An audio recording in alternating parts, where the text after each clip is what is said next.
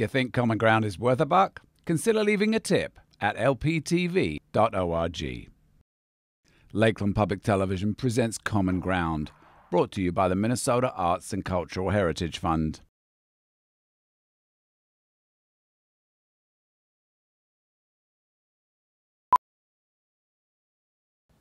You know, the two best criticisms that I received from on those two particular books, and I mentioned, you know, we're focusing on those two right now, but the ones that are sort of the novelized nonfiction documentation of Native point of view about life, the two criticisms that I thought were best was one was from a guy in Wolf Point, Montana, a Native guy, and he got on my case about them being pan-Indian, that they didn't, that he was talking about neither wolf nor dog specifically. He said, you know, you create a generic Indian point of view.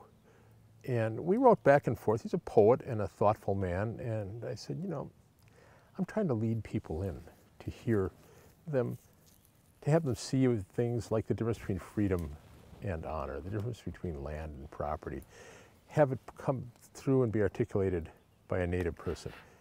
If there are distinctions to be made after that, then that's where you have to take it over. I mean, I may be painting with a slightly broad brush, but at the same time there are certain aspects of Native culture, not the least of which is the treatment by the dominant culture, that are universal. And I thought that was a good criticism. Another one was by a white reader who said, you know, you make yourself too dumb, Kent, in there. You're too naive, you're too much of a foil. And that really, that struck me in Neither Wolf Nor Dog, because I purposely had done so. I mean, the idea was not to be about me, the idea was to get out of the way and let the Native voices speak. So I tried to up my own presence a little bit in The Wolf at Twilight and make myself more a participant rather than merely a chronicler. But I thought those were two pretty good criticisms. But the other side of that, you know, I don't want to make it sound like those are the big issues, because the kind of thing that matters is when the Native people in a prison start asking for Neither Wolf Nor Dog so they can hand it to the guards and say, this is what you need to know about the way we look at the world. And every time a Native person says, yes, this is good work, that means more to me than anything else, because, I mean, most human beings that I know, we're just slogging through the world trying to be kind. That's what we're trying to do. White, Indian, anything else. You're trying to do the best you can, and you want to show people trying to do their best. We're flawed human beings struggling in the world of whatever race and whatever their dynamic is between them. You want it to be human.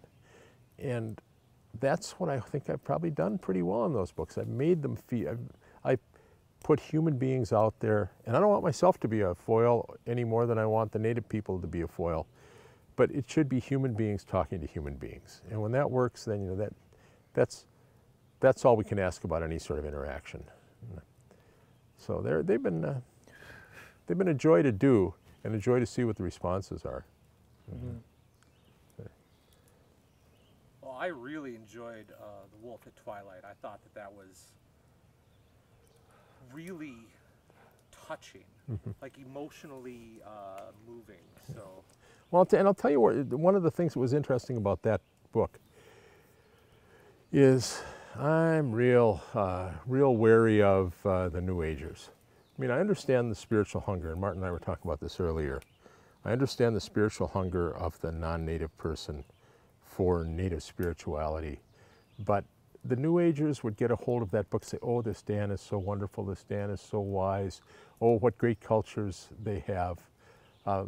And what they don't see was the darkness of the experience that's at the heart of Native, the Native contact with the invaders, as it were, with the immigrant population. And so what I wanted to do was find one part of the darkness and shine a little light onto that darkness. And the boarding schools were that part of the darkness, because we know so little, we're taught so little about the boarding schools in our educational system. And once I got that out there, the Native people started flocking to me one way or another saying, thank you for telling that story, because no one listens. They don't realize that this was a governmental policy pervasive through all the tribes that was cultural annihilation and resulted in essentially post-traumatic stress disorder for an entire culture.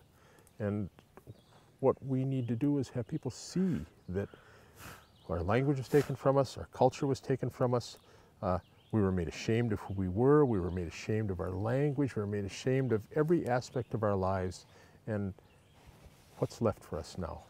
And so we need to fight our way back up from that. And so by telling the story of the boarding schools, that was saying, okay, you knew Agers, I think it's also wonderful. Well, there's some shadows on the other side of things too, and here's some of the shadows. Okay. The language thing, it really gets to me, Like what? What do you mean? I mean, because you got to think that in 1879, Richard Henry Pratt started the first boarding school in Carlisle, Indian boarding school, and the slogan was "Save the man, kill the Indian." Mm-hmm. So, and the first thing they wanted to do was take the language away. So you're talking about an act by the U.S. government to take our language away, and everywhere in the United States that happened, everywhere in Canada that happened, and it's like. Well, so actually, I could go get the scissors, and we could do the first thing they did at the boarding schools. Yeah. And, yeah.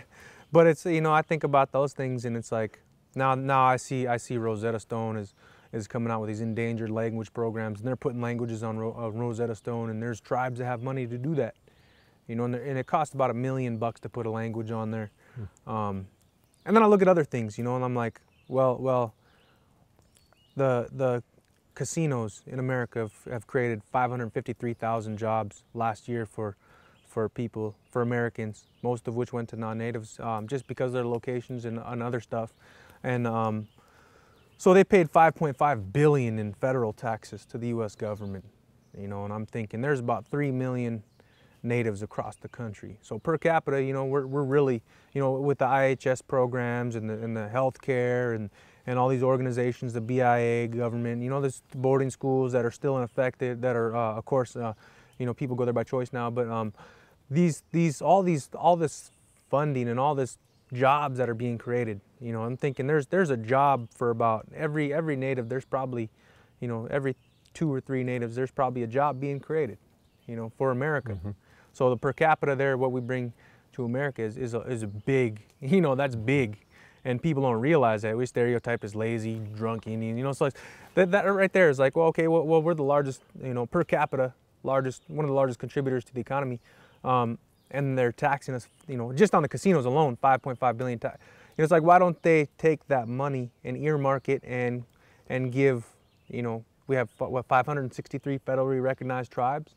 They could do an endangered language program and make it an act to bring back the language. Mm-hmm. While there's still elders around, they could put what they can on those programs, and you learn from that, and it's enough to communicate with those elders to gain what is culturally appropriate within mm-hmm. the language, things that you can't translate, through putting it on software or something, because the other day I'm in a store and I'm trying to learn my language. And so far, with the software programs and the CDs and audiobooks, I've paid about $250 for these programs. So I'm paying $250 out of my pocket to learn my own language, and that to me there's something not right there, and I don't know. What do you think about that? Well, language carries meaning. Language carries carries content, it carries truth. If there's a name of a river that means, or if there's a word that means the way the sun if there's a word that means the way the sun hits a certain river at a certain time of the day or a certain season, and there's a word for that in a language, once you extract that language from that meaning, you can't capture that anymore. You don't have the animate power of the language. And I don't know how many times I've heard Native people say that we can't communicate our spirituality, we can't communicate our culture in the English language. And so when you take it from the young people, I mean, it's a very efficient way to try to destroy a culture, because you're taking away the inside of their mind. You're taking away the accretion of knowledge over generations and centuries, and it just is it's an effective tool of destruction. And it breaks my heart when I see it.